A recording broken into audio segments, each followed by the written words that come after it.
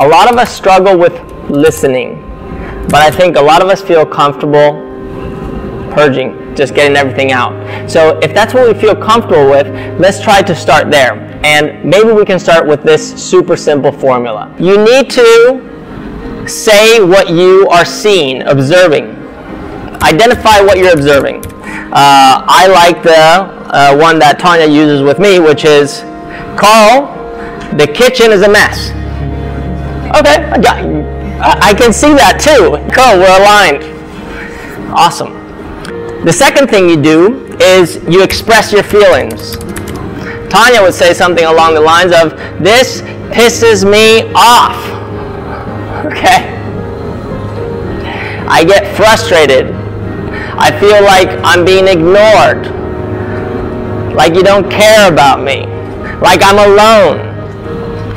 So it's expressing what you feel. And the more descriptive you can be about how you feel, the better. The third part of this formula is expressing what need of yours is not being met. So for Tanya, for example, it could be if she comes home at 7 p.m. after having worked 12 hours and she sees that the kitchen is a mess, she will say, the kitchen is a mess. This pisses me off. It makes me feel ignored and alone, like you're not a team player right now. And the need that's not being met for me is that I have a need to feed you and the kid. When the kitchen is a mess, it takes me longer to get those needs met. Does this make sense, guys? And here comes the fourth part of this formula, which is an explicit call to action. Clean the damn kitchen. Done. Guess what happens? Now, it's not an attack. It's a statement. And it's not about you. It's about the other person. And it's about the impact that that person has a need of making through their process. So by using this, state your observation, express your feelings as eloquently as you can. You don't have to raise your voice, you don't have to be just eloquently.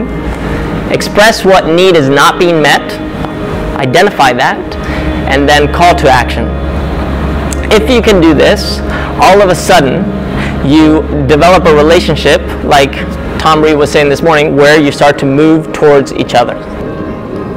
We will start at least the process of communicating clearly. And when you begin to communicate clearly, people will be able to connect with you in a way that is nonviolent, is not reactive, it's proactive. You actually get to be a part of it. And all of a sudden, you realize that you can't hurt anyone's feelings. Better yet, no one can hurt your feelings.